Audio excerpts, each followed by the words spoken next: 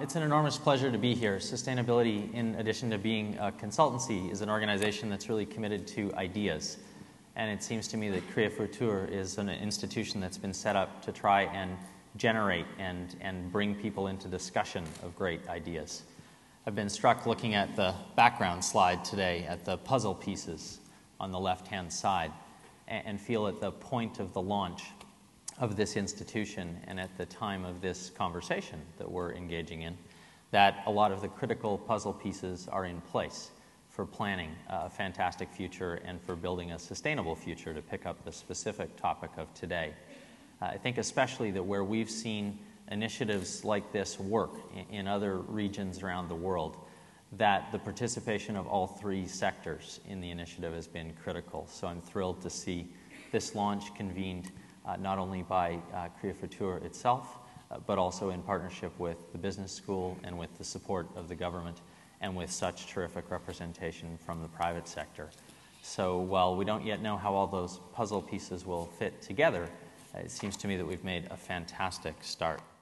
Okay, to the first question about what is it that we've done and how has it been absorbed by the organization. The truth is that it has been, in our case at least, a very, very, very natural and I would even say easy process. One of the problems we had, and this is links to what I was mentioning before about the beauty of being able to put together your drive for business and your ethical principles. One of the emptiness we had in business, particularly in the sectors where I come from, which is basically the construction sector and the civil construction sector mostly, is that there's always been a contact with society, and all we've done has been in improving people's, or trying to improve people's societies, means and infrastructures in general. But there was no conscience of that. It wasn't a general corporate conscience. The minute it was brought out through a systematic communication and the right things were said, basically the right things were just simple, basic, straightforward truth, everyone picked it up in no time. So that was easy. In terms of operationally, how did we do it? We did a big campaign back in the beginning of 2004, which established in a very general way and on all media support the concept of sustainability as our motto. And that was very successful, so it was a self-fulfilling sort of virtuous circle by which people were proud of belonging to that project, and that in itself created more auto-feeding of the system. But one just final comment I'd like to make. I think one of the most important elements of this, of the success of this concept has been the concept of intergenerational communication. The fact that you can talk to your children, supposing your children are children, or even not being children, anyone from a generation below, at the same level, talking about with the same degree of interest that they have, and the fact that they have an opinion which is as valuable, if not more, than yours, and the fact that you go home for dinner and that is the dinner subject for the evening, and that is what they're discussing with you, is a fantastic element of cohesion in the company.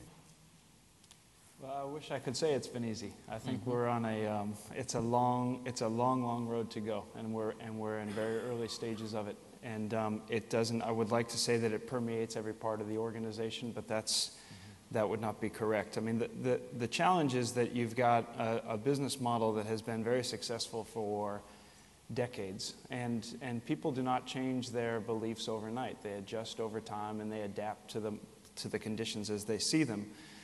And when we talk about the severity of the challenges that we face environmentally, it doesn't at all always reconcile. And I was thinking of the slide that was up about the depletion of fish stocks. Well, I can go to a market in Barcelona and the fish is fresh and there's a lot of it. And there are some times where it becomes very difficult to reconcile what we know to be true from statistics and from what other people tell us from what we see with our own eyes and our ability to drive a car anywhere and our ability to buy the products that we want. There's a mass of what we don't see, and we've got to find a bridge about how to become better in contact with that.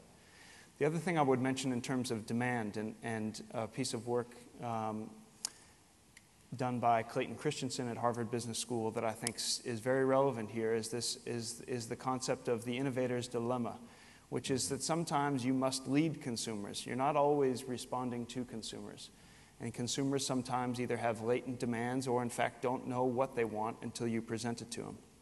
And I think that the story about the biomass chula in India could well be one of those. But we're looking at an opportunity now to provide things like mobility in energy, perhaps with solar, perhaps with other technologies that unlock new possibilities. And there are huge networking effects with other types of information technologies. And we must start to explore those and be ahead of consumers in some ways, because if we only wait for them, that is too slow a response. And in fact, we miss big disruptive ideas that may be future profit drivers for our firm. So I think we have to lead as well and not always just be responsive to consumers. But put a turbocharge behind, because the volatility in oil prices may or may not settle for a long time.